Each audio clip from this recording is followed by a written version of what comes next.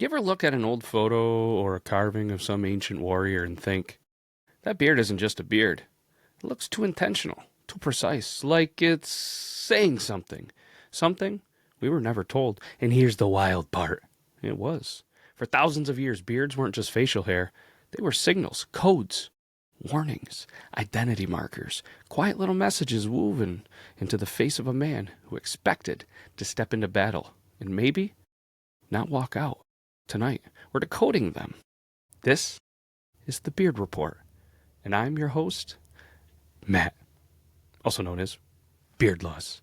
Hopefully you're enjoying this. Again, over here in the Beard Laws studio, we decided to really double down on the niche of beards, and we're gonna go hard in the paint, as the cool kids say. And we're gonna give you more beard content. If you are missing the other shows, the podcast, whatever they might be called, in 2025/2026, they're over on our new YouTube channel, the Beard Laws Network.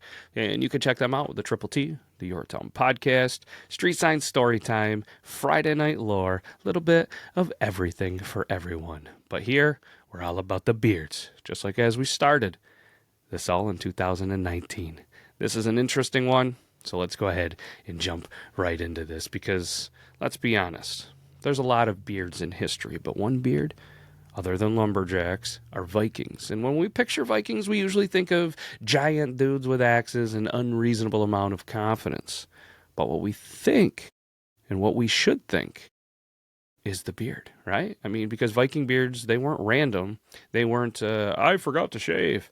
They were tactical. Archaeologists found combs, beard beads, grooming kits, things that they carried even on raids, meaning that these guys took beard care more seriously than some dudes take their taxes.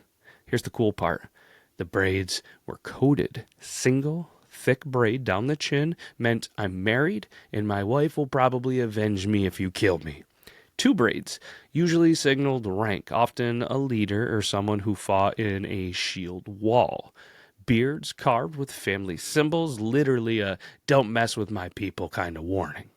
Tight warrior braid tied behind the jaw meant the guy expected close combat that day, and it kept enemies from grabbing his beard in a grapple. And according to Norse sagas, before a raid, warriors would actually groom and braid each other's beards, not for fashion, but for focus. Each braid, each bead, each knot, a message, a reminder, a code. Imagine giving your beard a pep talk before battle. That's some energy right there. I'm not going to lie to you, I give my beard a pep talk before I leave the house every day. We're going to have a day. We're going to win this day. Today is a good day. I mean, your beard speech, your beard pep talk each day. So let's go ahead and go kind of from the icy north to the smoking hot training ground of the Spartans. Spartans believed that the beard wasn't decoration, it was discipline that you could see. There's an old Spartan law that said a man must grow his beard once he becomes a citizen soldier. Clean shaven? That meant you were still a boy. You were untrained. You were not ready. But the real twist? Spartans used the beard as punishment. If a soldier disgraced himself, showed fear, or disobeyed, they would shave half his beard. Just half. Imagine walking around looking like you lost a bet with a lawnmower. Everyone who saw you instantly knew, oh crap, that guy.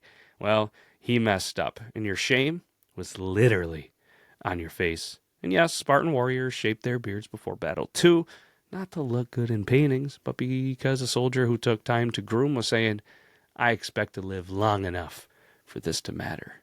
Spartan beard equals discipline, plus respect, plus moral system, not just hair, but a message.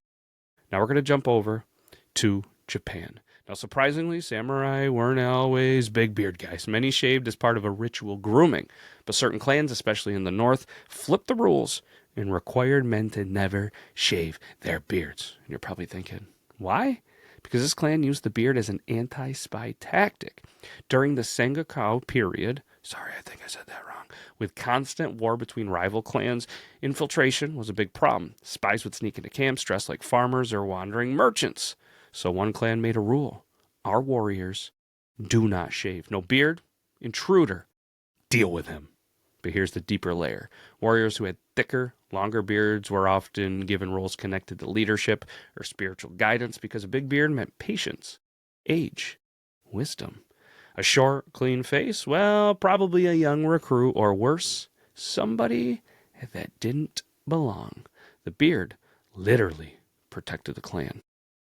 Now, this next one, this is where beard history gets political.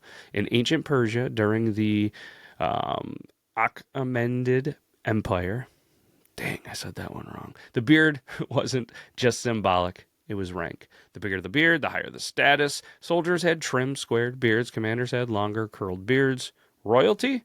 Those dudes had beard styles so ornate that they made modern barbers look lazy. Look at carvings. I mean, you're going to see rulers with perfectly shaped. They had curls. They were like pretty much geometric. Those weren't portraits. Those were instructions. The message was simple. My beard shows my authority. My authority shows my beard. And the Persians even had laws about impersonating someone of higher rank, and one of the ways they enforced it was by beard length. If your beard didn't match your claim to rank, well, good luck with that. Beards were the resume. And across this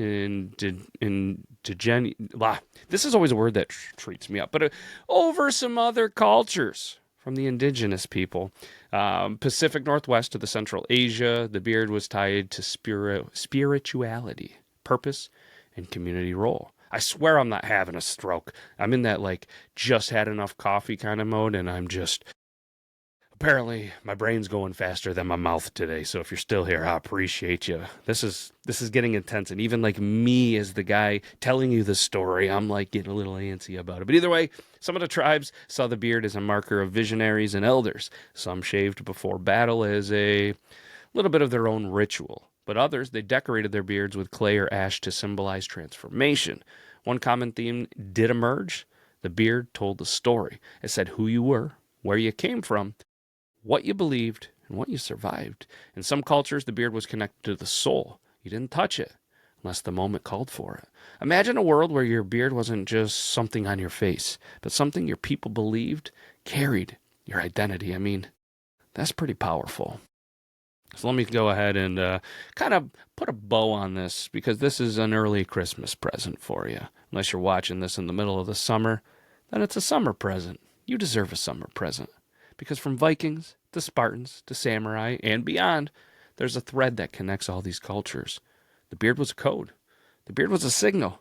The beard was a language. Warriors didn't grow beards to look tough. They grew them to say something about who they were, what they stood for, what they feared, what they believed. And honestly, I think that's still true today, because maybe it's not in the same way. You're probably not braiding a warning message into your beard before you head on over to the price chopper. But your beard still tells a story. Your story. And that's what the Beard Report is all about. And I hope you enjoyed this as much as I did. I enjoyed it so much, you know what? We're going to come back next week. Same time, same place. Another Beard Report. I'm Matt, and I'm signing off. Take care, everybody.